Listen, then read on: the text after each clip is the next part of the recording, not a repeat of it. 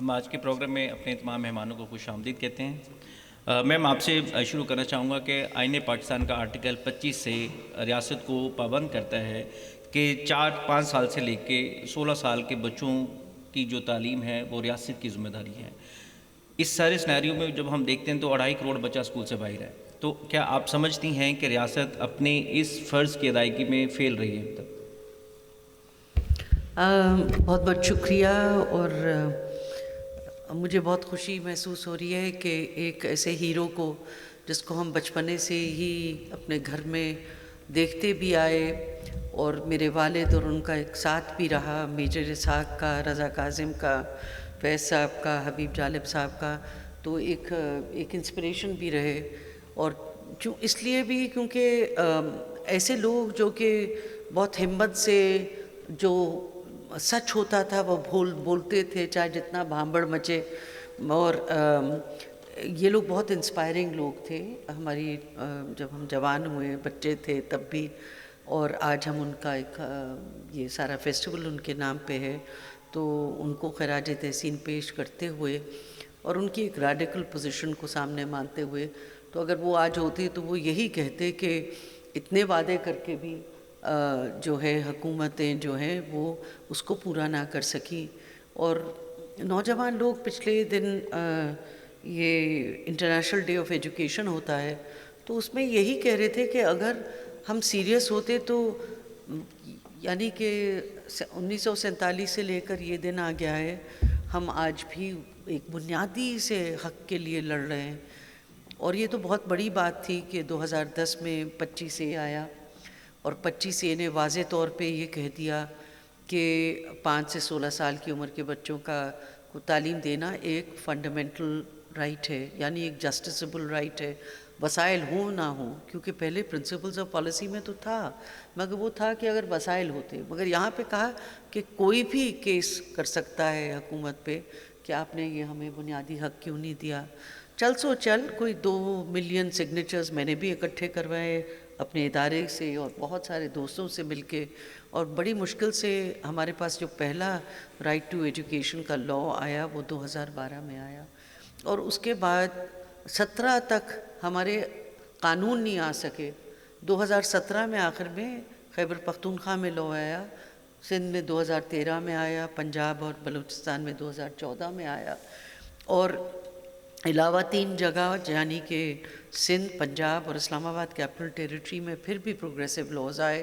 اگر آپ قانون دیکھیں، مگر سیڈلی پڑھنے کا شوق بہت لوگوں کو نہیں ہے، میں ابھی بھی دیکھ رہی تھی جو یہ قانون بنے، یہ 3 بہت جامع قانون بنے، اور وہ جو 2 بنے خیبر پختونخوا کے اور بلوچستان کے وہ بہت ڈھیلے قانون بنے، مگر نہ تو اس کے اوپر ہم لوگ کچھ بات بحث کر رہے ہیں، اور رولز جو تھے اس کے، کیونکہ رولز بنتے ہیں کسی قانون کے تو پھر اس کو آپ امپلیمنٹ کرتے ہیں، اس پہ عمل درآمد ہوتے، صرف سندھ کے رولز بنے ہیں، اور شاید اسلام آباد کیپٹل ٹیریٹری کے بن گئے ہیں، پنجاب کے بنے ہیں مگر کہیں چھپے ہیں ان کو، بلکہ اس دن منسٹر صاحب سے میں کہہ رہی تھی کہ آنے کی ضرورت ہے۔ سوال یہ پیدا ہوتا ہے کہ ایک بنیادی حق، اب بنیادی حق اب گننے چلیں تو ایک سب سے پہلے ہے کہ حق ہے رجسٹریشن کا، برتھ رجسٹریشن کا۔ ہمارے پاس 50% سے کم بچے برتھ رجسٹرڈ ہیں۔ مجھے خوشی ہوئی اس دن مریم نواز شریف صاحبہ نے، چیف منسٹر نے کہا کہ اب یہ آن لائن رجسٹر ہونا شروع ہو جائیں گے، اور یہ میں نے پرائم منسٹر کو بھی آج سے کوئی 1.5 سال پہلے انہوں نے کہا تھا، اچھا بتائیں 2 آپ کی خواہشات کیا ہیں؟ میں نے کہا سر 2 ہیں، ایک یہ ہے کہ کم از کم وہ بچے جو پیدا ہوتے ہیں اگر ان کی شناخت ہی نہیں ہے تو ہم ان کی پلاننگ کیا کریں گے۔ Number 2، out of control population ہے، یہاں پہ اگر ہم 2 ملین بچے بھی، 1 ملین بچے بھی ڈال دیتے ہیں تو ہمارے پاس تقریباً اب 7 ملین بچے ہر سال پیدا ہو رہے ہیں، تو پاپولیشن ایک چھنی کی طرح ہے، آپ جو مرضی کر لیجئے، وہاں سے ہمارے پاس وہ کیپیسٹی بھی نہیں ہے کہ ہم اتنے بچوں کو کر سکیں۔ مگر اس سے زیادہ دونوں چیزیں، پولیٹیکل ول بھی نہیں ہے اور بیوروکریٹک ول بھی نہیں ہے، میں تو کہتی ہوں وسائل بھی نہیں ہیں، کیونکہ اکثر اس کے بعد کہتے ہیں نہیں وسائل ہیں مگر ول نہیں ہے، میں کہہ رہی ہوں نہیں، وسائل بھی نہیں ہیں، کیونکہ ہمارے ہاں جو سب سے بڑا گیپ، کوئی 23 ملین بچے کہتے ہیں ہمارے سینسس کے حساب سے آؤٹ آف اسکول ہیں، شاید سرویا صاحب کی جو رپورٹ نکلی تھی اس وقت 26 ملین تھے، کچھ کریکشنز ہو کے تو یہ 23 ملین کچھ رہ گئے۔ اب سوال یہ پیدا ہوتا ہے کہ جو اس کی اکثریت ہے بچوں کی جو آؤٹ آف اسکول ہیں 5 سے 16 کی، یہ اکثریت ہے وہ جو کہ پوسٹ پرائمری ہے، یعنی کہ پرائمری اسکول پھر بھی نظر آ جاتے ہیں، مگر جو 6 سے اوپر ہماری مڈل اور ہائی اسکولز ہیں ان کی کمی اتنی زیادہ ہے، اور وہیں پہ ہمارا سب سے بڑا کھپا ہے۔ اور آپ کو معلوم ہے اور مجھے معلوم ہے کہ چھٹی آنورڈز ہمارے پاس ٹیچرز بھی بہت سارے چاہیے ہوتے ہیں، لیبارٹریز بھی بہت ساری چاہیے ہوتی ہیں، اور بہت سارے اور اسپیسیفک چیزیں۔ اب تو بلکہ اس دن میرے ساتھ بیٹھی تھی میں نے اسلام آباد میں کل، تو وہ یہ کہہ رہی تھی کہ جب آٹزم کا لا آ گیا اور ڈسیبلٹی کا آ گیا تو ہمیں کاؤنسلرز چاہیے، ہر کلسٹرز میں چاہیے، اگر ہر اسکول میں نہیں چاہیے۔ تو اگر ہمیں واقعی میں ہر بچے کو تحفظ دینا اس کے ایک فنڈامنٹل حق کا جو 25A کے تحت ہے، تو اس کے لیے وسائل چاہیے ہیں، اور وسائل ہمارے پاس نہیں ہے، وسائل ہمارے ڈپ ہو رہے ہیں۔ ابھی ایک رپورٹ نکلی تھوڑے دن پہلے آئی سیپس کی جو کہ ٹرینڈز دیکھ رہی تھی، تو ٹرینڈز دیکھ رہی تھی کہ ویسے تو لگ رہا ہے وسائل بڑھ رہے ہیں تعلیم کے لیے، مگر نیٹ ٹرمز میں وسائل کم ہو رہے ہیں۔ ان کے حساب سے کوئی 50% سے کم ہے نیٹ ٹرمز میں وسائل، کیونکہ ظاہر ہے انفلیشن بھی ہے، اور چاہے انفلیشن پہ قابو پا لیا ہے، مگر جو ہماری پرچیزنگ پاور پیرٹی ہے اس کے حساب سے ایک بہت بڑا فقدان ہے وسائل کا، اور وسائل کا ٹائملی خرچ ہونا اور سب یہ باتیں وہ ہیں جو ہم لوگ پتہ نہیں کب سے کہہ رہے ہیں۔ البتہ میں یہ ضرور کہوں گی کہ تمام حکومتیں اس وقت بہت کوشاں ہیں کہ اس آؤٹ آف اسکول چلڈرن کے اوپر بہت تحقیق کے ساتھ، ایویڈنس کے ساتھ وہ اپنے ٹارگٹس بنائیں، ٹارگٹس بھی بن چکے ہیں، انٹرونشنز کی بھی فیصلے ہو چکے ہیں، بلکہ انٹرونشن شروع ہو گئی ہیں ہونا۔ شاید سرویا صاحب کی جو انسٹیٹیوشن ہے Pakistan institute of education ministry کے تحت ایک بہت زبردست کام کر رہی ہے پچھلے 2 برس سے 2.5 برس سے آف پروڈیوسنگ رپورٹس، تاکہ عام آدمی جس کو جستجو ہو اس کو فوراً کے فوراً ڈیٹا مل جائے کہ پورے ملک میں ہو کیا رہا ہے۔ تو تحقیق ہوئی، ایویڈنس ہوا، ٹارگٹس بنے، امپلیمنٹیشن بھی شروع ہے، مگر وسائل کی کمی بہت زیادہ ہے۔ اور وسائل سے زیادہ ایک جو اب یہ چیز کڑوی بھی لگے گی لوگوں کو مگر سچ ہے کہ جب ہمارے ہاں جمہوریت ہوتی ہے اور الیکشنز ہوتے ہیں تو اس کے ساتھ ہمارے الیکٹورل سائیکلز چلتے ہیں، 5-5 سال کے لیے حکومتیں آتی ہیں۔ پہلے سال تو روتے پیٹتے گزر جاتا ہے کہ پہلی حکومتوں نے جو کیا اس کو ہم صاف ستھرا کر رہے ہیں، وہ 1.5 سال گزر جاتا ہے تقریباً۔ پھر آپ کے پاس صرف 2.5 سال کی مہلت ہوتی ہے امپلیمنٹ کرنے کی، جو کہ آج کل ہو رہی ہے، اور اللہ کرے بہت امپلیمنٹیشن ہو۔ اور اس کے بعد پھر آخری سال ہوتا ہے ظاہر ہے ووٹوں کو اکٹھا کرنا ہے، اس کے لیے بھی۔ تو اس الیکٹورل سائیکل میں ہمارے پاس سٹیبل پیریڈ صرف 3 سال کا ہوتا ہے کام کرنے کا، اور امید ہے کہ اس پیریڈ میں اگر ہم کچھ پٹری پہ آ گئے تو امید ہماری اور بڑھ جائے گی۔ مگر پٹری کتنی پٹریاں جس پہ ہم آئیں گے؟ ایک پٹری ہے تعلیم کی، ایک پٹری ہے پاپولیشن کی، ایک پٹری ہے ہیلتھ اور سٹنٹنگ کی، ایک پٹری ہے ہماری اس وقت ایمرجنسیز کی، کیونکہ ہمارے پاس کلائمیٹ چینج کا ہنگامہ مچا ہے۔ جی تو مجھے یقین ہے کہ ابھی اللہ والا ٹرسٹ سے بھی ہم سنیں گے نیوٹریشن کے حالات اور سٹنٹنگ کے حالات، مگر پاکستان میں میں سمجھتی ہوں ہم سب جالے لوگ بیٹھے ہیں یہاں پہ، یہ حبیب جالب کے جالے لوگ بیٹھے ہیں ہم لوگ۔ میں کہتی ہوں کہ میں اس وقت تک چین کر، لوگ کہتے ہیں میڈم ریٹائر نہیں ہونا، 35 سال ہو گئے آپ کو کام کرتے ہوئے یہاں پہ پاکستان میں۔ تو میں کہتی ہوں جب تک میں آخری بچہ، میرے حساب سے آخری بچہ اور بچی پڑھ نہیں پائے گی مجھے چین نہیں آئے گا۔ یہ تکلیف دہ بات ہے کہ یہ نہیں ہے کہ آؤٹ آف اسکول بچے کتنے ہیں، 23 ملین بھی ہوں ہمارے، اور وہ پاپولیشن بڑھ رہی ہے، یقیناً بڑھ گئے ہیں، مگر ساتھ میں یہ ہے کہ وہ جو بچے اسکول جاتے ہیں وہ پڑھ نہیں پا رہے۔ تو اسی لیے لرننگ پاورٹی کا تصور ہے، یا فاؤنڈیشن لرننگ کا کرائسس ہے کہ ہمارے ہاں ایک تخمینے کے مطابق ورلڈ بینک کے ہمارے پاس 5 میں سے صرف 1 بچہ پڑھ پا رہا ہے، بنیادی، وہ بھی بنیادی لٹریسی اور اس کی وجہ سے لرننگ پاورٹی بڑھا رہے ہیں. ہم کہتے ہیں شاید 2 بچے پڑھ پا رہے ہیں 5 میں سے, مگر دوسری جماعت کا پڑھنا تو, مگر اسی ملک میں اتنی خوبصورتی ہے, اتنا ڈائیورسٹی ہے, اتنی قابلیت ہے, اتنی انوویشنز ہیں, اتنی صلاحیتیں ہیں, اتنی کمٹمنٹ ہے. یہ ایک پیراڈاکس ہے, اور اس میں ہمارے ہر بچے کی, وہ بچے جتنے بھی بیٹھے ہیں ان کی جبلت میں کوئی کمی نہیں. اللہ میاں نے اسی حساب سے بچے بھیجے, چاہے وہ شکاگو میں ہو, چاہے وہ کاناکاچا میں ہو, چاہے وہ مٹھی میں ہو. They need the same.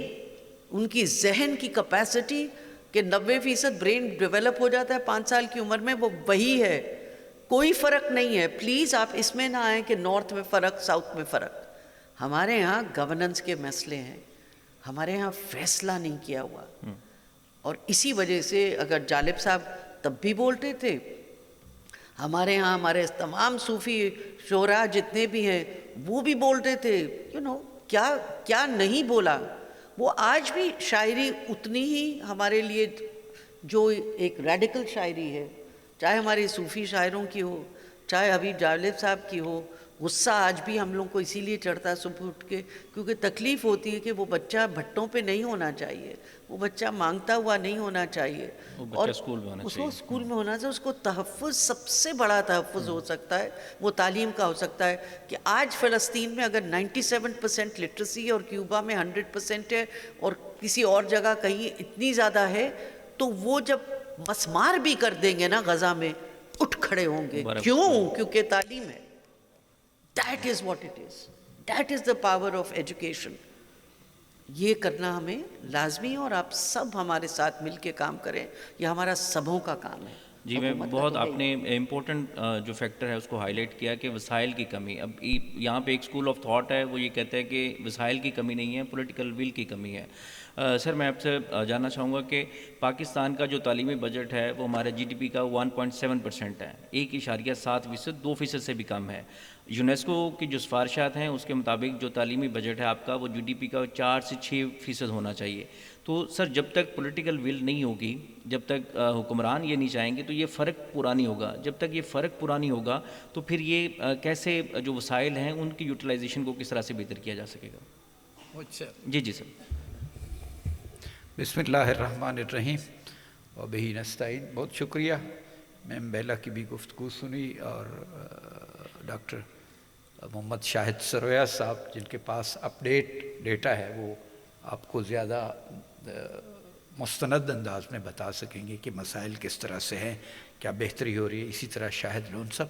میں پہلے تو کچھ عمومی باتیں عرض کر لیتا ہوں, پھر آپ کے پرٹیکولر کوشچن.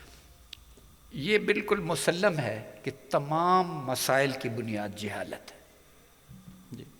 جہالت رہے گی تو آپ جتنا بجٹ لگا لیں, جتنی کوشش کر لیں, کہیں بھی نہیں پہنچ سکتے.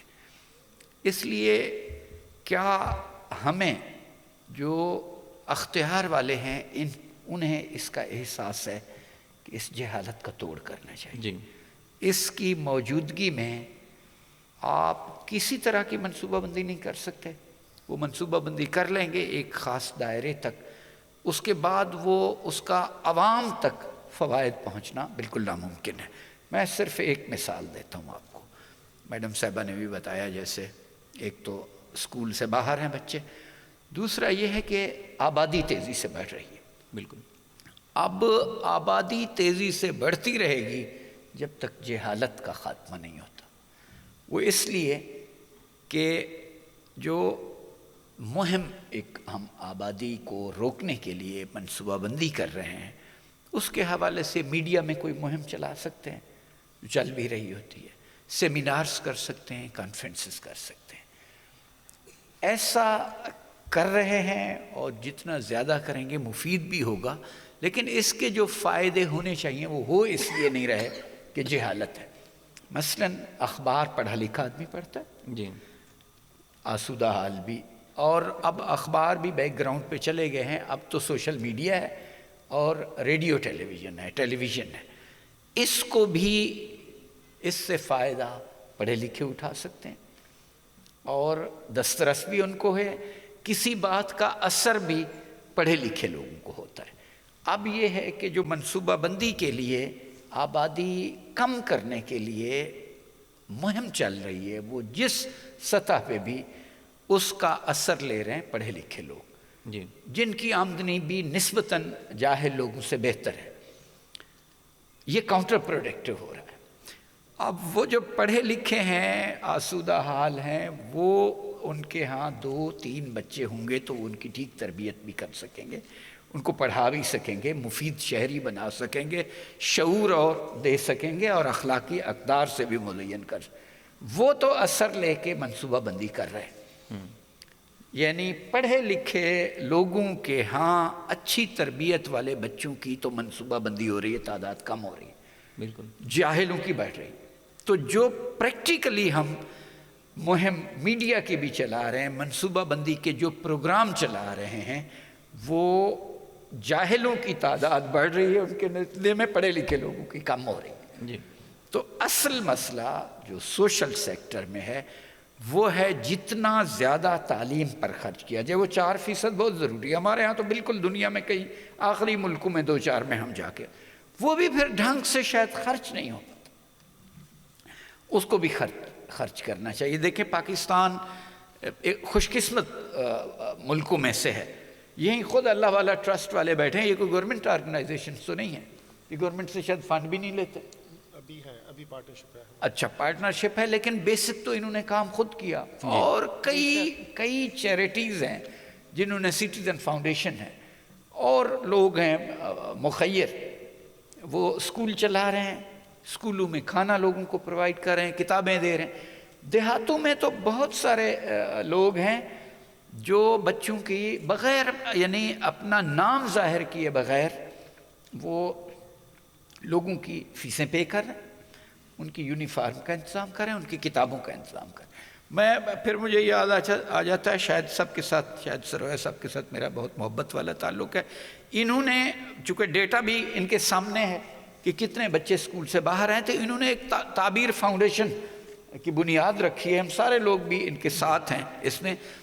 انہیں بھی اندازہ ہو گیا اس ڈیٹا جو بتا رہا ہے اعداد و شمار کے بھی، کتنے لوگ جنہیں اسکولوں میں ہونا چاہیے، جن کا بہتر علاج ہونا چاہیے، وہ باہر ہیں۔ تو وہ تعبیر فاؤنڈیشن بھی ایکچولی گورنمنٹ کی سپورٹ کے لیے آگے آئی ہے کہ لوگوں کی، بچوں کو پڑھانے کا انتظام کیا جائے، ان کی بیماریوں کا علاج کیا جائے، ان کو اچھی خوراک پہنچائی جائے، یا کم از کم یہ شعور دیا جائے کہ ناقص پانی نہیں پینا چاہیے۔ اس بنا پر سب سے اہم ہے جو، وہ اس جہالت کے خلاف سب کو جہاد کرنے کی ضرورت ہے، بالکل، انفرادی طور پر بھی، اجتماعی طور پر بھی۔ یہ حکومت کا بھی فرض ہے کہ وہ عوام کے بچوں کو پڑھانے کے لیے سب سے پہلے توجہ دے۔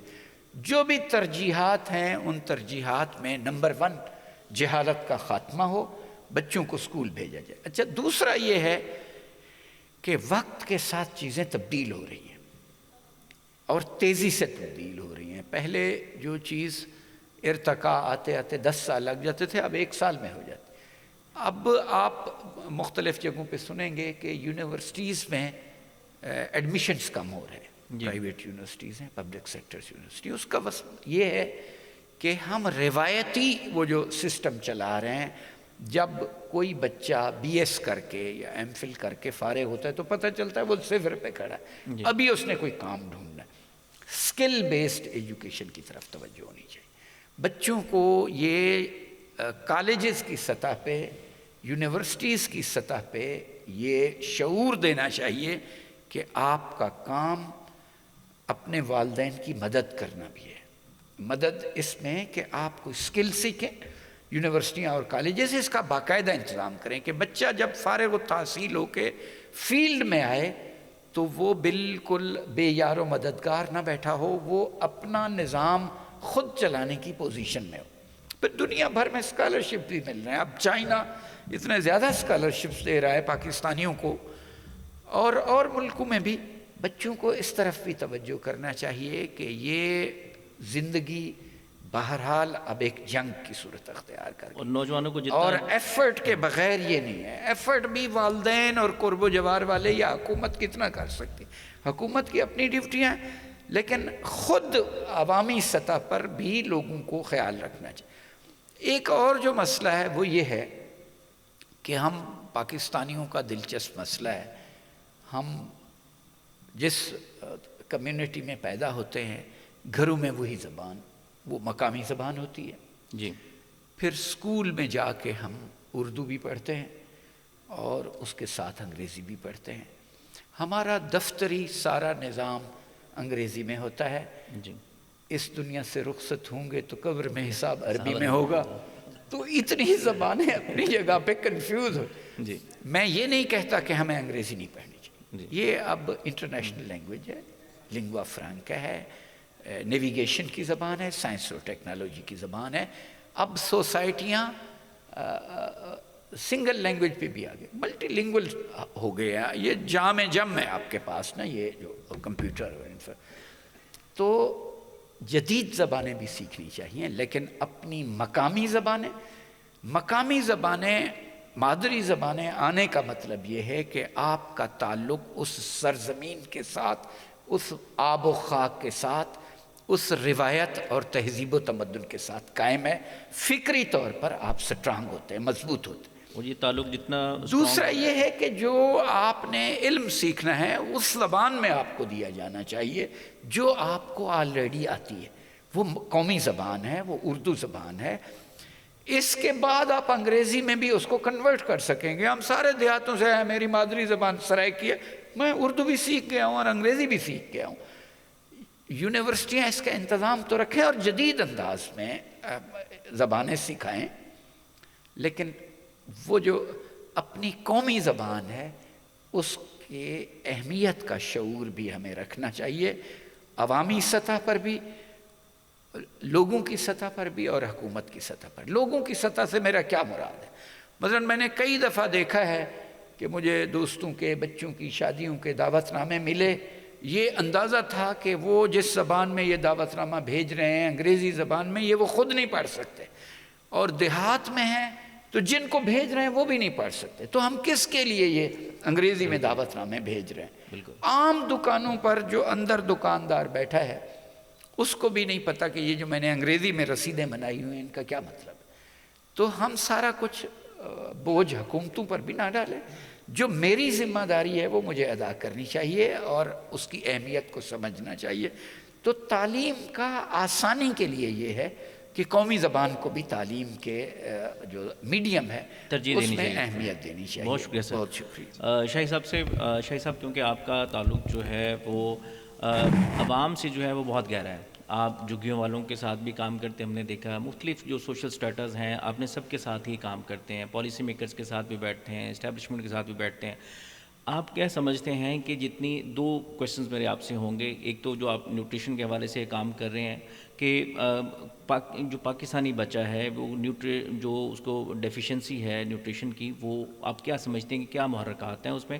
دوسرا یہ کہ جو میں نے سوال میڈم سے کیا تھا کہ جو 2.5 کروڑ بچہ اسکول سے باہر ہے، آپ کیا سمجھتے ہیں کہ اس میں والدین کا کتنا کردار ہے؟ کیونکہ آپ ڈائریکٹلی انٹریکشن ہوتی ہے آپ کے ان کے ساتھ، کیا اس میں ریاست بھی اتنی ہی ذمہ داری ہے جتنی کہ والدین ہیں، یا آپ کیا سمجھتے ہیں کہ والدین کا کتنا کردار ہے اس میں؟ چلیں، بہت بہت شکریہ آپ کو مجھے انوائٹ کرنے کا، کیونکہ فرینکلی میں ایجوکیشنسٹ نہیں ہوں جی، تو بلکہ ابھی ہم نے کوئی 57 سکولز لیے ہیں جس کی ہم نے مینجمنٹ ٹیک اوور کی ہے۔ تو میں نے مس بیلا سے بھی کہا ہے کہ ابھی پچھلے دنوں ہم سوچ رہے تھے کہ انہیں بلا کر ان سے تھوڑی گائیڈنس لیں، لیکن جو آپ نے مجھ سے سوال کیا میں اسے پہلے ایڈریس کرتا ہوں، پھر اپنا پوائنٹ بھی تھوڑا سا ایجوکیشن پہ دیتا ہوں۔ جو پاکستان ہے میں آپ سب کو بتا رہا ہوں، جو آڈینس یہاں بیٹھی ہے اور جو ریکارڈنگ دیکھے گی، ہاسپٹل ٹچ کرنے والی 65% پریگننٹ بچیاں جو ہیں ان میں بیسک چیزوں کی کمی ہے، ان میں خون کی کمی ہے، تو اس میں فولک ایسڈ ہو گیا، آئرن ہو گیا، وائٹامن اے ڈی زنک سب کچھ کم ہے۔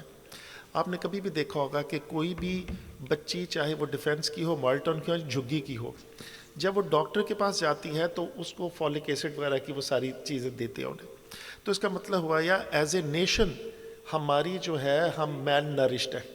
اچھا، اب یہاں سے کہانی آپ شروع کریں۔ اب ایک بچی ہے جس کے اپنے جسم میں وہ چیزیں نہیں ہیں جو بچے کو چاہیے، اور اگر وہ سپلیمنٹس بھی نہیں لیتی تو اس کا مطلب ہے کہ اس کا بچہ کمزور پیدا ہوگا۔ جنہوں نے سپلیمنٹ لے لیے ان کے بچے ٹھیک ہو گئے, جنہوں نے نہیں لیے ان کے بچے ویک ہو گئے. تو پہلے کہا جا رہا تھا جب خان صاحب کی حکومت آئی تھی کہ جی یہ 44% ہے, اب وہ کہہ رہے ہیں کہ 40% ہے. تو ایک تو آپ سب ذہن میں رکھیے گا کہ ہم نے اپنی عقل جو ہے وہ یو این کے اداروں کو ٹھیکے پہ دی ہوئی ہے. ہمارے ہاں جتنے بھی گورنمنٹ آفیشلز ہیں وہ مجھے نہیں پتا کیا کرتے, وہ شاہد صاحب کی باری آئے گی تو یہ بتائیں گے کہ انہوں نے کیا اس میں اعلیٰ خدمات دی ہیں. ان سے میری دوستی ہے, میں نیگیٹو نہ لیجیے گا, لیکن جو اس سے پیچھے جو اسٹیٹسٹکس ہے وہ زیادہ تر چاہے ہیلتھ کے ہوں چاہے ایجوکیشن کے ہوں. اب دیکھیے گا ورلڈ بینک, آئی ایم ایف, جی یو این کے ادارے پہ کرتے تو میں اکثر حیران ہوتا ہوں کہ جو پاکستانی ادارے تھے ان پہ کہاں. خیر anyway, so coming back to یہ جو آپ نے کہا کہ 40 بچے جو ہے سٹنٹڈ ہے. سٹنٹڈ کا مطلب یہ ہے کہ 2.5 kg کا بچہ جو ہے وہ نارمل ہوتا ہے اور اس سے نیچے ویک بچہ ہوتا ہے. اگر وہ ویک بچے کا قد اور اس کی ویٹ جو ہے اس کی عمر کے حساب سے نہیں بڑھے تو وہ سٹنٹڈ گروتھ پہ جاتا ہے. تو یہ تو 40% وہ ہیں جو کہ جنہیں ہم کہتے ہیں کہ ان کی گروتھ سٹنٹڈ ہے, اس کا مطلب ہے کہ کم ہے. اور ان میں سے میکسیمم کی تعداد ایسے ہوتی ہے کہ ان کا برین کا نیورولوجیکل نیٹ ورک جو ہے وہ کمپلیٹ نہیں ہوا ہوتا, اس کے کنیکشن نہیں ڈیولپ ہوتے. تو اگر آپ نیٹ پہ دیکھیں گے ایک ہیلدی بچہ اور ایک سٹنٹڈ بچے کا دماغ, تو ان دونوں میں بڑا فرق ہوتا ہے.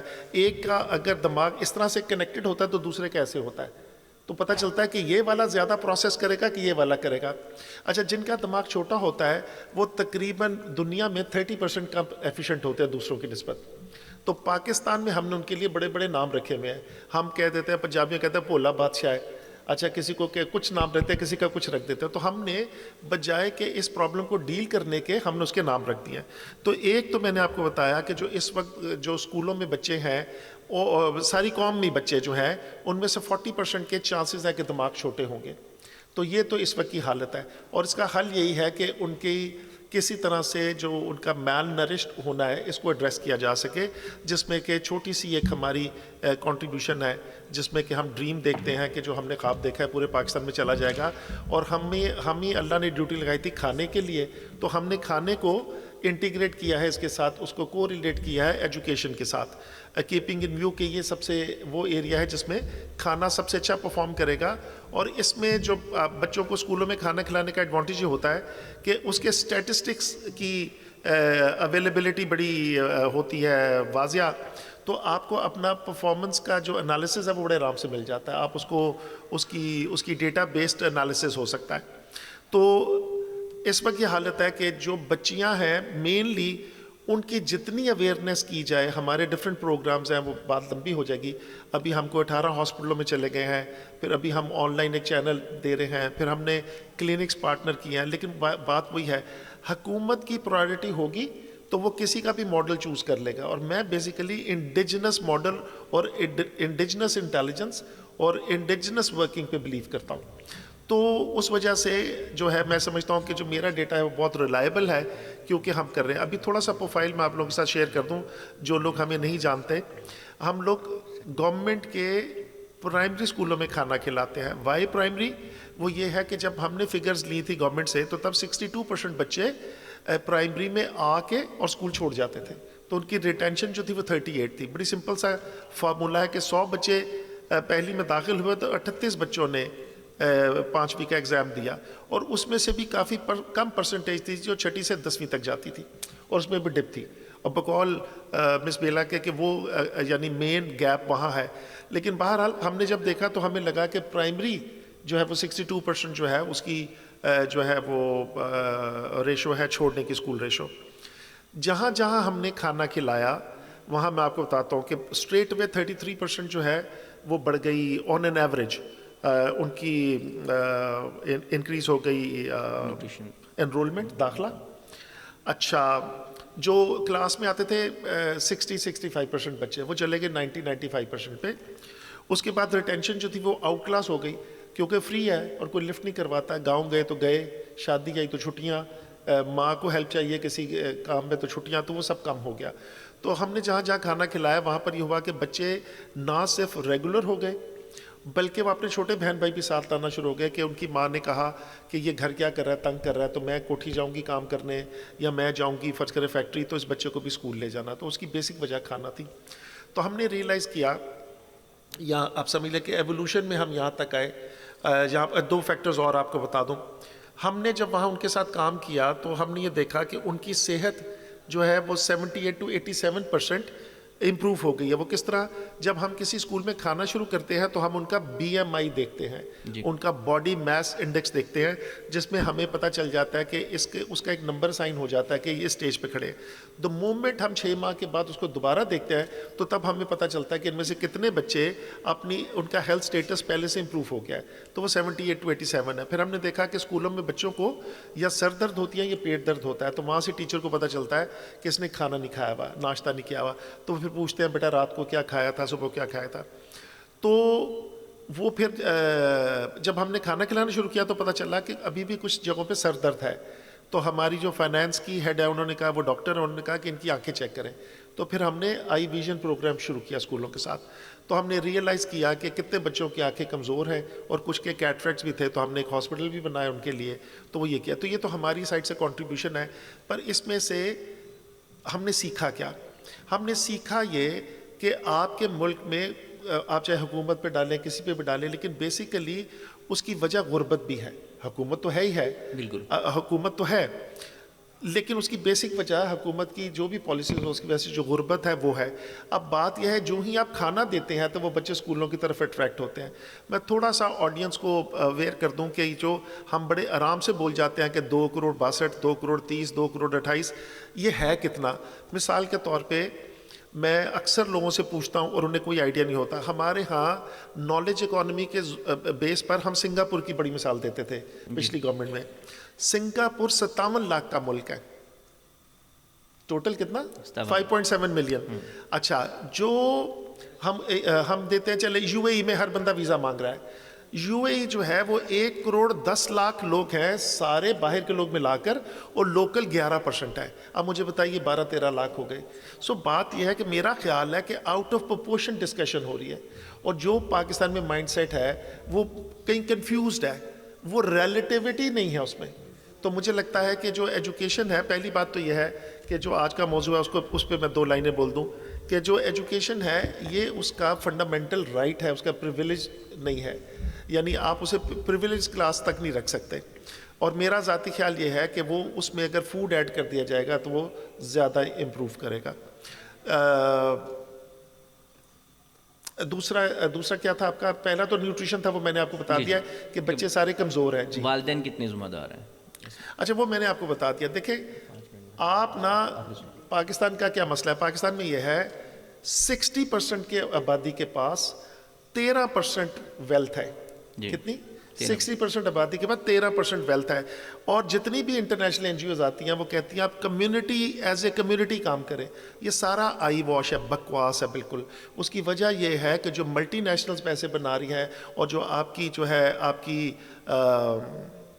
جیسے کیا کہتے ہیں ایلیٹ کیپچر ہے, آپ اس پہ کم گفتگو کرتے ہیں. اور جو بھی باہر سے آتا ہے وہ کہتا ہے غریب کے ساتھ مل کے کام کرے. یار تم پاگل ہو, اس کے پاس کھانے کو نہ تم نے اس کو کھانے کو دیا, نہ تم نے اس کو ہاسپٹل دیا, نہ تم نے اسے سیکیورٹی دی, نہ اسے شیلٹر دیا, اور اسے کہتے ہو تم مل کے کام کیوں نہیں کرتے.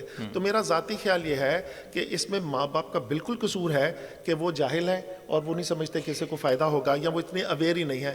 لیکن اس میں میرا ذاتی خیال یہ ہے کہ جن پہ میں سمجھتا ہوں کہ جو غلط ہیں وہ ہے پاکستان کی ایلیٹ, جو کہ مڈل کلاس کے بچے بھی جب ماسٹرز کر لیتے ہیں جی, تو وہ آپ ابھی بھی, جب میں نے ماسٹرز کیا تھا تو پاکستان میں لوگ 0.04% ماسٹرز کرتے تھے.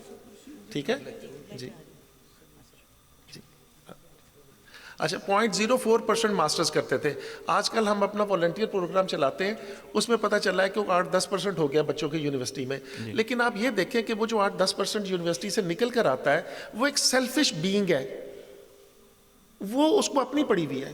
تو اصل میں میرا ذاتی خیال یہ ہے کہ گورنمنٹس آر میڈ, وہ جو وہاں کی ایلیٹ ہے, اور ایلیٹ جو ہے وہ سیلفش ہے, جس کی وجہ سے ملک میں جو ہے یہ کام نہیں ہو رہا. اور یہ پورا ایجوکیشن سسٹم جو ہے یہ میری طرف سے فارغ ہے, کیونکہ اگر یہ سیلفش بینگز نکالتا ہے تو وہ آپ کے ملک کے لیے کبھی بھی اچھے ثابت نہیں ہوں گے. تو ماں باپ پہ رکھنے پہ اور گورنمنٹ کے رکھنے پہ وہ بچے جو یونیورسٹی میں پڑھ کے آتے ہیں کسی بھی ڈومین میں, میرا خیال ہے وہ ایکولی, اور ان کے استاد جو انہیں پڑھا رہے ہیں وہ ایکولی رسپانسبل ہیں اپنی قوم کو بھوکا اور ان ایجوکیٹڈ رکھنے میں. سر, اس ٹائم پاکستان میں مختلف جو ایجوکیشن سسٹم ہے وہ رائج ہیں, اردو میڈیم, انگریزی میڈیم, اس کے علاوہ کیمبرج کا ایک سسٹم ہے، اس کے علاوہ مدارس کا ایک سسٹم ہے. تو یہ اتنے مختلف جو سسٹمز چل رہے ہیں ایجوکیشن کے اندر، کیا آپ سمجھتے ہیں کہ یہ جو طبقاتی تقسیم ہے اس کو مزید گہرا کر رہے ہیں، اور پاکستان کے جو ایجوکیشنل فیلئر ایک ہے اس میں بھی یہ کنٹریبیوٹنگ فیکٹر ہے؟ بہت شکریہ جی، thank you very much doctor صاحب اینڈ شاہد لون صاحب. میڈم کو جانا پڑا کیونکہ وہ ظاہر ہے ہم لیٹ ہیں، کچھ 1-1.5 گھنٹہ کی دیری سے یہ شروع ہوا ہے. ایک جو شاہد لون صاحب نے باتیں کی شاید کچھ تلخ لگی ہوں، لیکن یہ ہیں حقیقت. میں over the last 25 years education sector میں اور 20 سال تقریباً ہائر ایجوکیشن سیکٹر میں گزارے، اور اسکول ایجوکیشن یا اراؤنڈنگ جو پالیسی سائڈ ہے اسکول ایجوکیشن کی، اس میں کو پچھلے 2-2.5 سال سے 3 سال کا عرصہ ہو گیا.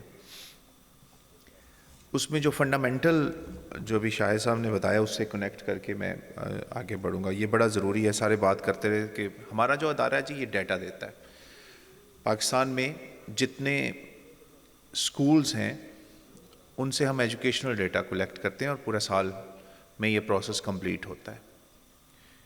ایک تو یہ ہے کہ کتنے اسکول ہیں، کتنے کالجز ہیں، کتنی یونیورسٹیز ہیں، اسکولوں میں کتنے بچے ہیں، اساتذہ کتنے ہیں، ڈیسک کتنے ہیں، باؤنڈری ہے، واش فیسلٹی ہے، بڑی ڈیٹیل میں یہ ہر سال یہ ڈیٹا سینسز اس کو ہم کہتے ہیں، اینول اسکول سینسز، تو یہ ہوتا ہے، اور ہر سال اس کو ہم پھر اس کی رپورٹ کمپائل کرتے ہیں. جیسے شاہد صاحب نے کہا کہ یہ بڑی عجیب بات، جو پہلی بات میں نے آبزرو کی جب میں نے 2023 میں جا کے جوائن کیا، کہ آؤٹ آف اسکول کا نمبر کون دے رہا ہے جی؟ یونیسیف دے رہا ہے. اچھا وہ کیسے کیلکولیٹ ہوتا ہے؟ So there is a methodology to calculate out of school number.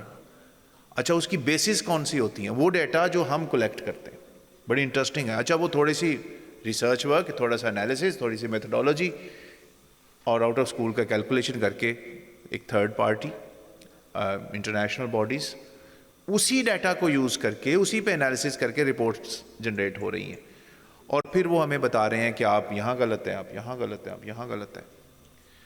تو پہلا کام تو یہ کیا کہ آخری رپورٹ جو آئی تھی، جو ایک اسٹیٹک ہو گیا تھا نمبر 22.8 ملین پہ 2017 سے آنورڈ، وہ جنوری 2024 میں جب ہم نے پہلی رپورٹ نکالی، پاکستان ایجوکیشن اسٹیٹسٹکس رپورٹ، یہ نیا ادارہ تھا، 23 میں ایکٹیو ہوا، 22 میں بنا تھا، تو ہم نے کہا کہ نہیں، ڈیٹا تو یہ کہہ رہا ہے کہ 26.2 ملین کڈز ہمارے جو ہیں وہ 5 سے 16 سال کی عمر میں، جو 25A کی جہاں سے آپ نے بات شروع کی وہ اسکولوں میں ہونے چاہیے تھے، وہ نہیں ہیں.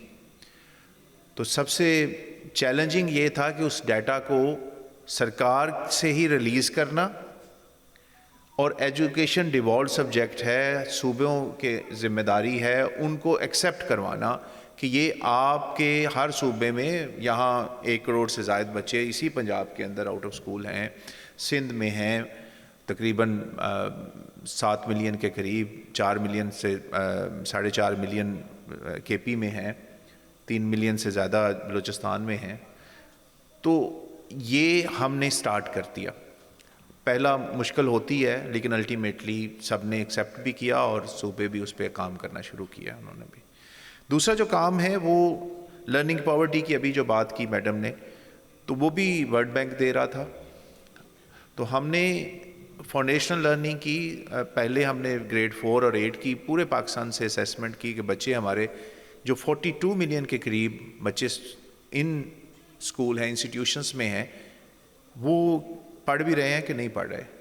تو ہمیں پتہ چلا کہ گریڈ 4 کے جب ہم نے اسٹڈی کی، اور اٹس اے ہیوج اسٹڈی جس میں 26,000 بچوں کو ہم نے اسیس کیا پورے پاکستان سے سائنٹیفک میتھڈ کی بیس پہ، تو پتہ چلا کہ 50% کے قریب ایسے بچے ہیں جن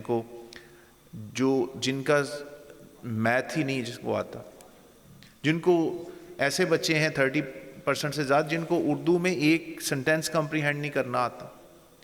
انگلش کو تو چھوڑ دیں آپ، سائنس کے بھی یہی حال ہے. تو ہم نے وہ دوسری رپورٹ جنریٹ کی، ایک جنوری 2024 میں آئی، ایک مارچ 1 2024 میں آئی، اور مئی کے اندر یعنی جب آپ انسٹیٹیوشنز کام کرنا شروع کرتے ہیں تو وہ کہیں نہ کہیں رول ادا کر رہے ہوتے ہیں. وہ سارا کچھ نہیں چینج کر سکتے, لیکن آپ اپنے حصے کی شمع جلانی ہوتی ہے نا, آپ کا کام تو اپنا حصہ کا. اور الٹیمیٹلی مئی 2024 میں پرائم منسٹر نے ایجوکیشن ایمرجنسی اناؤنس کی بیسڈ آن دیز 2 رپورٹس, جو کہ باہر کی رپورٹس نہیں ہیں شاہد صاحب, دونوں رپورٹس وہ ہیں جو ہم نے جنریٹ کی ہیں اپنے ڈیٹا, انڈیجنس ڈیٹا کے بنیاد پہ. اس میں ایڈ کر دوں, ورلڈ بینک جو ہے وہ آپ کو کہتا ہے کہ صرف 20% بچے ہیں, آپ نے اسے 50% پہ لائے. 50% جو ہے ایوریج اسکور میتھ کا 50%. And this is also you are right کہ ابھی جو ریسنٹ ہم نے ابھی ایک اسٹڈی چل رہی ہے ہماری, اگین اس کا سائیکل ہم نیکسٹ سائیکل کر رہے ہیں, اس میں ہم نے گریڈ 2 کو بھی ایڈ کر دیا تاکہ وہ دیکھیں کہ grade 2, end of grade 2, end of grade 5 اور اینڈ آف گریڈ 8 پہ بچے ہمارے کس طرح سے پرفارم کر رہے ہیں.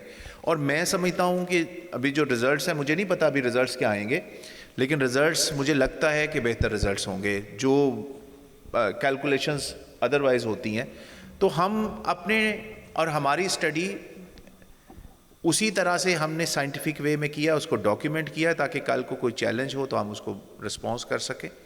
جو یہ 2 حصے ہیں بنیادی طور پہ. جی اچھا, ایک فیکچول چیز ہے, وہ ہے سٹنٹنگ کا جو مسئلہ ہے. اچھا, سٹنٹنگ کی ابھی ہم جو شاہد صاحب نے کام کر رہے ہیں اسلام آباد میں, جی بی میں بھی سٹارٹ کیا اور پھر اسلام آباد لے کے آئے, اور اسلام آباد میں ذرا کمپریہنسو زیادہ ہم نے پرسنٹیج وائز ہم نے زیادہ ایریا کو کور کر لیا ہے, تو ہم اس کی امپیکٹ اسیسمنٹ کر رہے ہیں, انڈیپینڈنٹ امپیکٹ اسیسمنٹ کہ اچھا بچے اگر کیا اس کی وجہ سے کتنے % بچے ریٹینشن ریٹ کتنا بڑھا ہے اور ان کا لرننگ کرو کتنا بہتر ہوا ہے. اور وہ اگین ہم کو باہر سے نہیں, ہم نے علامہ اقبال اوپن یونیورسٹی کے ساتھ کولیبریٹ کیا ہے, وہ ہم نے کسی انٹرنیشنل باڈی کے ساتھ نہیں کیا, تاکہ ہم بتائیں گے کہ کہاں ٹھیک ہوا ہے, کہاں کتنا بہتر ہوا ہے, یا اس سے امپیکٹ آ رہا ہے نہیں آ رہا, جو بھی ہوگا وہ اسٹیٹس بھی سامنے ہوگا. ہم نے جو اس سارے پروسیس میں جو لرن کیا ہے نا, جو 4 فنڈامنٹلز ہیں جہاں مسئلے آ رہے ہیں, جو آپ فرما رہے ہیں کہ وہ ہم نے سب سے مشکل ڈیٹا تھا مدارس کا ڈیٹا ہم نے کولیکٹ کیا. 4.6 ملین جو بچے ہیں وہ مدارس میں, بہت بڑا نمبر ہے. اتنے بچے آپ پورے ملک کے ہوتے ہیں, چھوٹے جو ملک کی بات کریں, اتنے بچے ادھر ہوتے ہیں, ان کا پاتھ کس طرح سے ڈیولپ ہے اور وہ کیا پڑھ رہے ہیں. جو انفارمل نان فارمل ایجوکیشن ہے 1 ملین پلس وہاں بچے ہیں فارمل سے ہٹ کے. تو یہ جب آپ بات کر رہے ہیں تو وہ مختلف سٹریمز کی بات کر رہے ہیں. تو جب آپ سٹرکچر کو چینج کرتے ہیں تو پھر آپ ایک فیکٹر کو اگر تبدیل بھی کر دیں گے تو آپ کے 3 فیکٹرز اگر اوپر ساتھ نہیں اٹھ رہے تو وہ رسپانس نہیں آئے گا. بالکل. سو الٹیمیٹلی ہمیں جو سمجھ آئی کہ سب سے بڑا جو چیلنج ہے ہمارا کریکولم کا چیلنج ہے. کریکولم جو ہے وہ ہم نے تو بہتری کے لیے سنگل نیشنل کریکولم کی بات شروع ہوئی تھی, اور وہ ہم یکساں نظام تعلیم کی بات ہو رہی تھی. تو یکساں نظام تعلیم میں آپ کو ریسورسز بھی یکساں دینے پڑتے ہیں. بالکل. آپ کو اگر ایک بچہ ہے جس کے نہ تو پیرنٹس پڑھے لکھے ہیں نہ اس کا پیئر گروپ پڑھا لکھا ہے, اس کو آپ انگلش میں شروع کرتے ہیں, وہ سٹرگل کرتا ہے. اس کو آپ ہائر آرڈر لرننگ پہ اسیس کرتے ہیں, وہ سٹرگل کرتا ہے. ایک ہے جو آپ کے ساتھ ہی ہمسائے میں ایچیسن میں پڑھ رہا ہے, جس کے پیرنٹس کے پاس ریسورسز, جس کے ٹیچرز ڈفرینٹ ہیں. آپ کیسے کمپیئر کر سکتے ہیں اور ایک جیسا نصاب کیسے لے کے آ سکتے ہیں؟ کہیں آپ کو سلولی موو کرنا ہوگا, کہیں آپ کو فاسٹ موو کرنا ہوگا. الٹیمیٹلی وہ کوپ کر لیں گے. اور پھر اسٹرگلنگ جو بھی اسٹنٹنگ والا ایشو ہے وہ پہلے 5 سالوں میں یہ کوگنیٹو ڈیولپمنٹ ہو جاتی ہے. آئی تھنک یہ انف ایویڈنسز ہیں کہ ہم نے کرنا کس طرح سے ہے. کریکولم کو اسٹرکچر ریشنلائز کرنے کی ضرورت ہے, جو کہ کام شروع ہوا ہے. جو ڈیٹا کو اور زیادہ آرگنائز کرنے کی ضرورت ہے اور اسیس کر کے ہمیں بتانے کی ضرورت ہے کہاں کہاں مسئلہ ہے. سو کریکولم از 1 فیکٹر. دوسرا ہمارا لینگویج آف انسٹرکشنز ہے. مجھے آسانی سے سمجھ آتی ہے 2 دونی 4 کیا ہوتا ہے. سٹنگ ان راجن پور 2 دونی 4, اسے آپ کہتے ہیں 2 into 2 پڑھو بھائی. آپ وہ ایجیسن میں پڑھا لیں بھائی, آپ بیکن ہاؤس میں پڑھائیں اسی طرح سے, کیونکہ وہ بچے زیادہ آسانی سے اسی طرح سمجھیں گے. آپ اسے جا کے مٹھن کے اندر کہتے ہیں کہ نہیں 2 into 2 پڑھو, تم سبسٹریکشن اس طرح سے کرو, اور اس کی میتھڈولوجی وہ رٹا ہی ماریں گے, پھر میمورائز کریں گے اور سٹرگل کریں گے, ساری لائف سٹرگل کرتے جائیں گے. آپ کی لینگویج آف انسٹرکشن ہم یہ نہیں کہتے کہ ہر ایک کی مدر ٹنگ جو 70 مدر ٹنگ ہے اس کی طرف چلے جائیں, پر فیملیئر لینگویج تو ہو. So the kid should be able to understand easily کہ کیا اس کی سراؤنڈنگ میں ٹی وی پہ کیا دیکھتا ہے, اس پہ سوشل میڈیا پہ کس طرح سے انڈرسٹینڈ کرتا ہے. اس کی کوگنیٹو ڈیولپمنٹ اسے آسانی سے جب سمجھ آتا ہے کہ یار اچھا, پھر مثالیں ایسی ہیں کہ جو اس نے پرندہ ساری زندگی نہیں دیکھا ہوتا اس پرندے کی شکل دکھا رہے ہوتے ہیں. تو وہ we need to understand. So one thing curriculum. The second is of course the یہ جو میں نے عرض کیا کہ لینگویج آف انسٹرکشن. بھائی مینوں آسانی نہ سمجھ آتی ہے پنجابی, تو میں انہوں آسانی دے نال ون ویری امپورٹنٹ فیکٹر میں ابھی اسٹڈی ہم نے کی, the kid who are being taught in English in with the help of local language. آسانی سے اپنی لوکل لینگویج سے جس ٹیچر نے اس کو انگلش پڑھائی, اس کی لرننگ, اس کی جو اسیسمنٹ کی وہ بہتر پڑھ رہا تھا, انڈرسٹینڈنگ ڈیولپ ہو رہی ہے, اس کی انڈرسٹینڈنگ کانسیپٹ ورک زیادہ بہتر ہو رہا تھا. So the third thing is a teacher.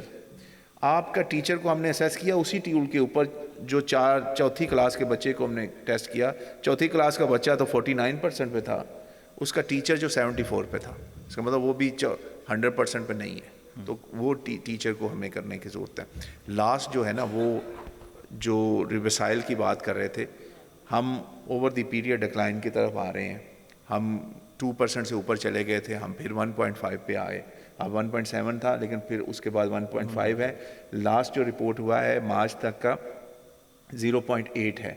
تو اگر وہ پورا مکمل ہوتا ہے تو شاید ہم بہتر ہو جائیں, لیکن اگر بہت بھی بہتر ہوں گے تو اگر 3 کوارٹر میں 0.8% ہے تو چوتھے کوارٹر میں کتنا ایڈیشنل ہو جائے گا.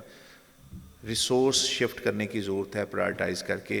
پیسے ہیں, پیسے کہاں لگانے ہیں, وہ ہمیں اگر یہ وائسز ڈیولپ نہیں ہوں گی اور یہ اسٹرکچر اس طرح سے پریشر بلڈ نہیں کرے گا تو وہ پھر آپ کی جو غیر سرکاری تنظیمات ہیں, جیسے لون صاحب کام کر رہے ہیں یا اور ادارے کام کر رہے ہیں, ان کی ذمہ داری نہیں ہے. ذمہ داری بہرحال گورنمنٹ کی ہے.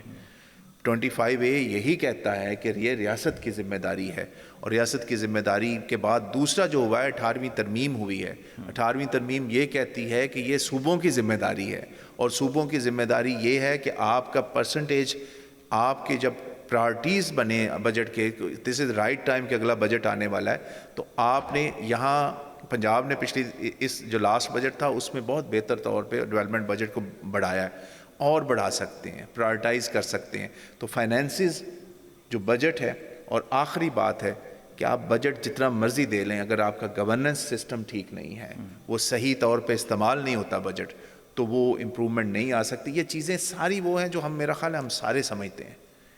اصل ہے کہ ڈیسیژن میکنگ کہاں ہونی ہے, تو وہ ڈیسیژن میکرز اگر صحیح ڈیسیژنس کر رہے ہوں گے, ہم نے تو اپنے حصے کا کام کرنا ہے اور وہ ہم کرتے جا رہے ہیں جو کوشش ہو سکتی ہے نہ تو.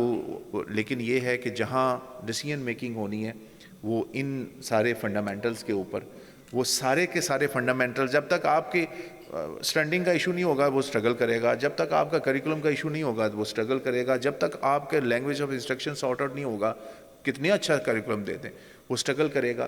جب تک یہ سارا کچھ ہو, گورننس ہی ٹھیک نہ ہو, تو کس طرح سے آپ بہتر کر مسائل سکتے ٹھیک نہیں ہو ہیں. سکیں شکریہ. گے. مسائل اتنے زیادہ ہیں کہ اگر ہم فنگرز پہ بھی گننا شروع کر دیں تو شاید شام ہو جائے, لیکن وقت کی قلت ہے. تو اس کے باعث ہم یہی کہیں گے کہ وسائل کو بھی مینیج کیا جا سکتا ہے, لیکن اس کے لیے سب سے زیادہ ضروری چیز جو ہے وہ گورننس ہے, پولیٹیکل ویل ہے. جب تک حکمران اس کو ایمرجنسی نافذ نہیں کریں گے تب تک پاکستان کا جو تعلیمی نظام ہے وہ اسی طرح سے تباہ حالی کی طرف بڑھتا رہے گا.